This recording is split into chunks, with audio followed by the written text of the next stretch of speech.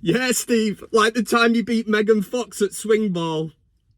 How we doing, everybody? It's Kev Ashford back for the Van Cam here on the biggest Man United fan channel in the land. Yeah, man.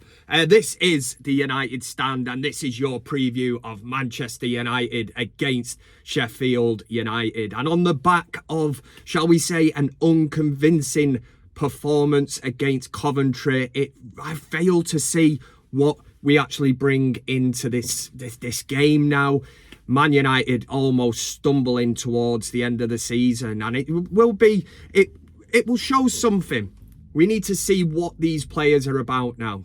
You know, from Ten Hag's point of view, what kind of a team does he choose this evening against Sheffield United? We are well off the pace. You know, anybody that backs Manchester United to finish in the Champions League places probably needs, I don't know, hitting in the face with a baseball bat, just some kind of realisation of what is going on at this club. But we take absolutely no momentum. To beat Coventry on penalties, to not be able to navigate ourselves through that game with 20 minutes left at 3-0 up. And the thing is, we have seen that so many times this season. And against the likes of Newport, you know, in the FA Cup, we allowed them back in. You know, and testament, don't get me wrong, to the likes of Newport, even Coventry at the weekend, but they can sense that there is something not right with this group of players. Now, you call it mentality, call it whatever you want, but even when Coventry got that one goal back, you know, you didn't, and I don't know how you felt, but I'll speak for myself, man. At that point, I just thought, it's happening again. It's gonna happen again. You think back to that Chelsea game, you know, we're winning 3-2 in the 90 whatever minute, and we lose that game. Even back to Brentford, we never deserved to win that game, but when we took the lead late on, at least see it out. So there is a running pattern here of the mentality of these players, and that it breeds like a virus. That's what's happening straight through this team. It breeds into the fans, and any other time at this club, for Coventry to get that goal back, you would have just gone, well, consolation for Coventry. You know, we still see the end of this game out.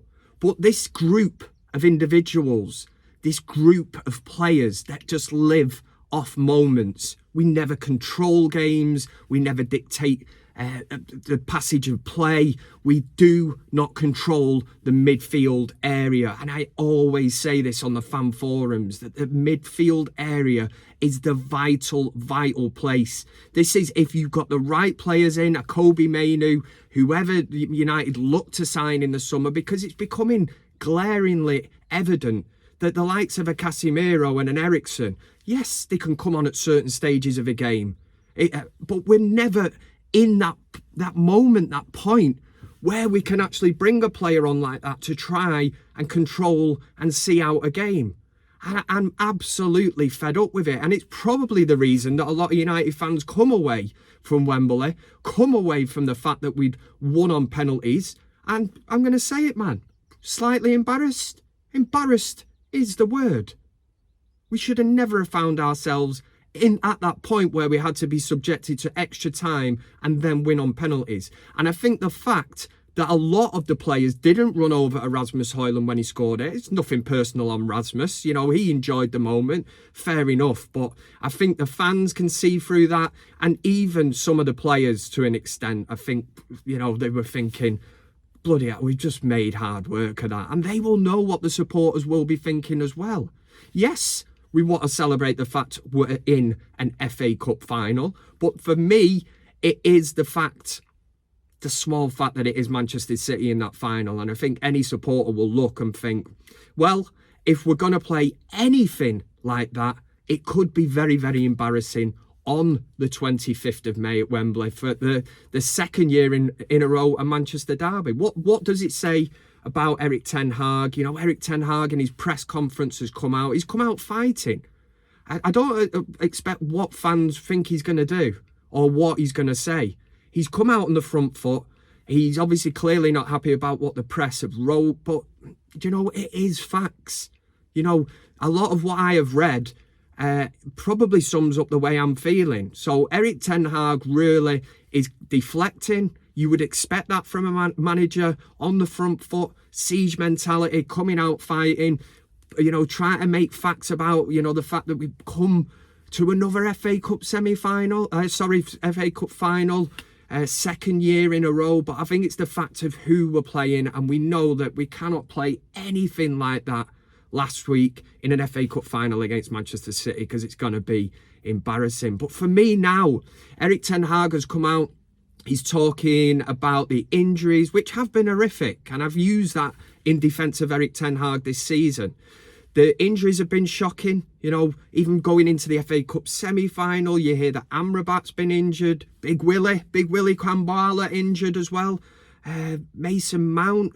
And that adds to the injury list of Johnny Evans, Lisandro Martinez, Varane. It's honestly, man, it's just getting out of order. And the medical department obviously needs looking at, because now Erik ten Hag in his press conference has also mentioned that there will be a late kind of look at two players that he says are a major doubt. That is Scott McTominay, who scored at Wembley, and Marcus Rashford, which is quite ironic to use the word which Erik ten Hag did, saying that they are a major doubt, because I've had major doubts about this too all fucking season, man. Major doubts, not about the injuries. Major doubts about whether they're even good enough to be playing at this club. You know, does it make any difference? Maybe it's a blessing in disguise. Sounds awful, but from now to the end of the season, I think top four's gone. Until it's obviously mathematically impossible, then we can still try and go for it. But for me now, from now till the end of the season, how many games have we got left, whatever, it's simply an audition to see who wants to play in the FA Cup final. And it's sad. I talk about standards all the time. We are here now towards the end of a season. We have got an FA Cup final. And these, who wants to be in that squad? It shouldn't be on reputation. You know, I'm fed up to the back. How many times have we seen this over the years? So what if Marcus Rashford's the highest paid player at the club, 350 grand a week, whatever? You look at that. Can you even call it a performance against Coventry? It was absolutely shocking. Sending out all the wrong messages, body language, everything about it. I'm looking and I'm thinking, is this a guy that wants to be at this club?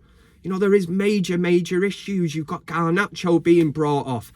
Didn't agree with that. And that's why at times I look and I think, Erik ten Hag, I'm not making excuses. I can make a bit of a staunch defence of him, the injuries and stuff. But if you're going to continue, if the in-game management isn't there and the substitutions are wrong, yes, he's got substitutions right in previous games and that, but to continue picking players that are not fighting for the shirt, that are not doing you a justice, that are not proving to you, you know, there is no reason why they should be in that team. But to continue to pick them is absolutely madness. And ultimately, it will cost Erik ten Hag his job. So at that point, where does he start thinking, wait a minute, let's get back to basics. I'm going to pick an Ahmad. And this is why I say, the injury to Rashford now, at this stage now, could be a blessing in disguise. Does it open the door for Ahmad to come in and show what he can do? Because at this moment in time, since the goal against the great cameo against Liverpool, bit part player, you know, rarely getting in this team. And for me, when he does get in, if it's a 15-20 minute where he comes on, he seems to be kind of trying too hard. And that's where I feel sorry for him. Start him tonight. Start Ahmad over Rashford every single day of the week. But touching on Garnacho, he obviously come off, did not look happy. And there is an issue there. I don't care what anybody says. There's an issue through this squad. There's an issue, you know, you've got the likes of Anthony cupping his ears to Coventry players. What's all that about? What is that all about? You know, just conduct yourself well. Realise that we scraped through and it was Coventry. You know, they give it a right good go or whatever. But let me know what you think in the comment section. It is match day here. Get your match day predictions in. I always go back through the video and have a little look at what people are saying. And if anybody's saying that Kev looks like De Zerbi, anyone says that Kev looks like Teabag from Prison Break or Peter Crouch's love child, I'm going to hunt you down. But listen, make sure you finger that like button as well. I hope you've enjoyed another Van Cam here on the United Stand, the biggest Man United fan channel in the land. And for United against Sheffield United, holy moly, man, if we can't get a win this evening, we might as well just bloody give up, aren't we? I'm joking. I'll always be here trying to support the boys. And for United this evening, it's, you know what's coming, it's coming! United!